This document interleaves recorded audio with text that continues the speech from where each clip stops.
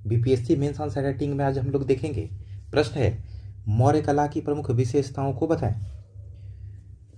पहले आप भूमिका लिखेंगे इस प्रश्न में। भूमिका के बाद लिखेंगे कि मौर्य कला का वर्गीकरण। इसके तहत लिखेंगे राजकीय कला। राजकीय कला के तहत लिखेंगे राजप्रसाद, स्तंभ, स्तूप और गुहा विहार के बारे में लिखेंगे। फिर दूसरे भाग में लिखेंगे मूर्ति कला के बारे में। इसमें लिखेंगे कि स्तंभों के ऊपर की पशु आकृतियां और स्वतंत्र कलाकारों द्वारा निर्मित मूर्तियां। ये मौर्य कला का वर्गीकरण है। इसके बाद लिखेंगे कि मौर्य कला की विशेषताएं क्या क्या है।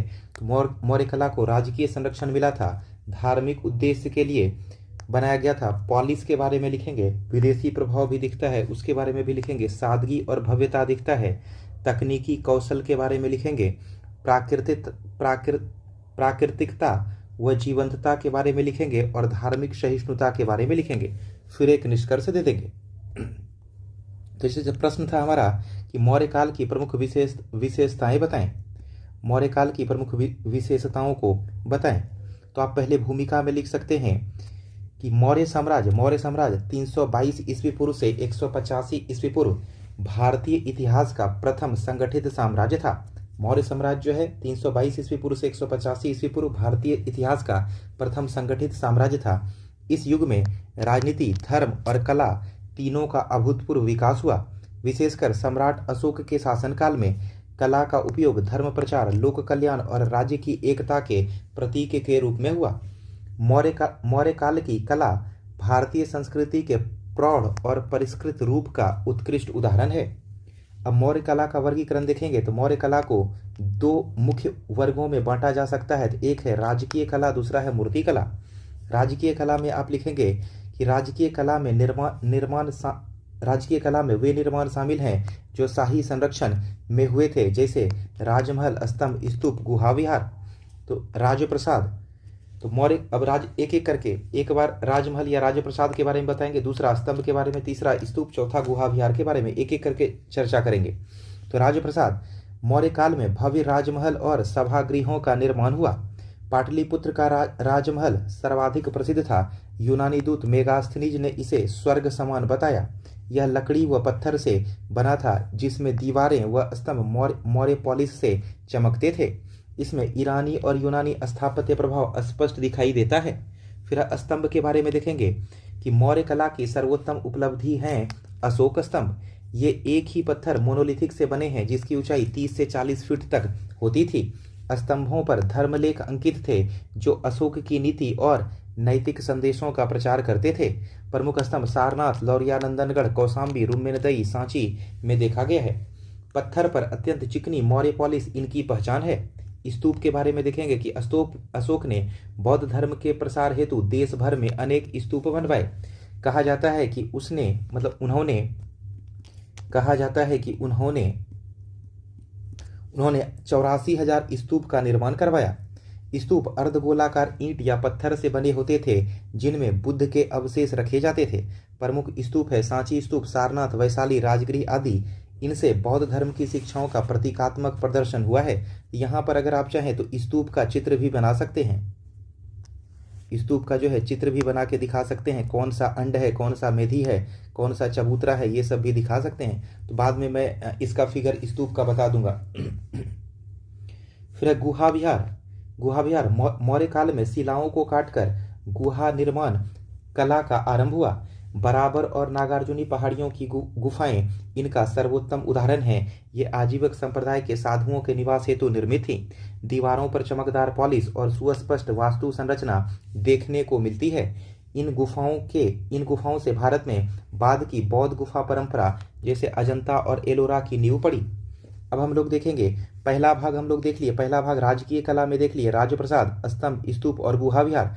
अब देखेंगे दूसरे वाले भाग में मूर्ति कला में मौर्य कला की मूर्ति कला को दो भागों में विभाजित किया जा सकता है। पहला है स्तंभ के ऊपर की पशु आकृतियां। मौर्य स्तंभों के शीर्ष भाग पर सुंदर पशु आकृतियां उकेरी गई थीं। इन आकृतियों का धार्मिक और प्रतीकात्मक अर्थ था।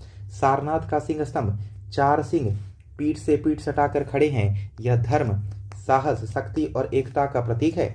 नीचे की घंटाकार आकृति पर अशोक चक्र अशोक चक्र, बैल, हाथी, घोड़े आदि अंकित हैं। अन्य उदाहरण लौरिया नंदनगढ़ का सिंह स्तंभ, संकिसा का हाथी, सारनाथ का घोड़ा आदि। इन आकृतियों में संतुलन, मांसपेशियों की यथार्थता और जीवंतता झलकती है। आज यही सारनाथ का सिंह स्तंभ भारत का राष्ट्रीय प्रतीक है। तो यहाँ पर अगर आप चाहें तो सारनाथ का सिंह स्तंभ का जो है फिगर बना सकते हैं। तो यहाँ पर, और ऊपर वाले में क्या था, ऊपर वाले में स्तूप का बना सकते थे। फिर स्वतंत्र कलाकारों द्वारा निर्मित मूर्तियां, ये मूर्तियां जन सामान्य या धार्मिक आस्था से प्रेरित थीं, जिनका निर्माण निजी शिल्पियों ने किया था। इनमें यक्ष, यक्षिणी, नाग, देवी आदि की प्रतिमाएं प्रमुख हैं। दीदारगंज यक्षी पटना संग्रहालय इस काल की सर्वश्रेष्ठ मूर्ति है। यह चंद्रकांत पत्थर से बनी है और सौर्य पॉलिश से चमकती है। इसमें स्त्री सौंदर्य, कोमलता और शालीनता का सुंदर समन्वय है। अन्य उदाहरण में पटना यक्ष का दे सकते हैं। इन मूर्तियों में मानवीय भावनाओं की वास्तविकता और धार्मिक भक्ति का सुंदर मिश्रण मिलता है। तो ये पहला भाग इस प्रश्न का हम लोग देख लिए। इस प्रश्न में था कि मूर्ति कला का पहले वर्गीकरण कर दिए, मौर्य कला का वर्गीकरण कर दिए, राजकीय कला और मूर्ति कला में, और सबका एक एक बारे में बता दिए। अब ये सब जो देखे वर्गीकरण, इसके आधार पर इसकी क्या विशेषताएं हम बता सकते हैं। तो मौर्य काल की प्रमुख विशेषताओं में लिख सकते हैं कि राजकीय संरक्षण था, कला को सम्राटों विशेषकर अशोक का संरक्षण प्राप्त था। धार्मिक उद्देश्य, कला के माध्यम से बौद्ध, आजीवन तथा वैदिक विचारों का प्रचार हुआ। मौर्य पॉलिश या पॉलिश लिख सकते हैं, इस युग की विशिष्ट पहचान थी। दर्पणों, पत्थरों पर दर्पण जैसी चमक। विदेशी प्रभाव, स्थापत्य में ईरानी व यूनानी कला शैली का मिश्रण देखा जा सकता है। सादगी और भव्यता, कला में अनावश्यक सजावट नहीं बल्कि गंभीरता और गरिमा है। तकनीकी कौशल, एक ही पत्थर से विशाल स्तंभ तराशने की अद्भुत तकनीक। प्राकृतिकता व जीवंतता, मूर्तियों में शरीर की बनावट और भावों की सजीव अभिव्यक्ति है। धार्मिक सहिष्णुता, बौद्ध, वैदिक और लोकमान्य सभी परंपराओं का समावेश है। अब आप एक निष्कर्ष दे सकते हैं कि मौर्य कला भारतीय कला का स्वर्ण अध्याय है। इसमें राजकीय वैभव, धार्मिक श्रद्धा और तकनीकी निपुणता तीनों का उत्कृष्ट संगम दिखाई देता है। अशोक के स्तंभों की पशु आकृतियां और दीदारगंज यक्षी जैसी मूर्तियां न केवल इस काल की कलात्मक श्रेष्ठता दर्शाती हैं बल्कि आज भी भारतीय सांस्कृतिक गौरव के प्रतीक हैं। अगर आपको आंसर राइटिंग प्रोग्राम से जुड़ना होगा तो इस नंबर पर संपर्क कर सकते हैं, और अगर आपको ये PDF चाहिए होगा इस टेलीग्राम चैनल से जुड़ जाएंगे। मेरे द्वारा UPSC के लिए ये कोर्सेज चलाई जाती हैं, prelims PYQ, mains PYQ, current affairs और CSET। BPSC के लिए prelims PYQ, mains answer writing programme, current affairs और बिहार स्पेशल का और NCERT 6 से 12 की क्लासें चलाई जाती हैं। अगर आप इंटरेस्टेड होंगे तो आप इस नंबर पर संपर्क कर सकते हैं। मिलते हैं कल एक नए वीडियो के साथ, तब तक के लिए धन्यवाद।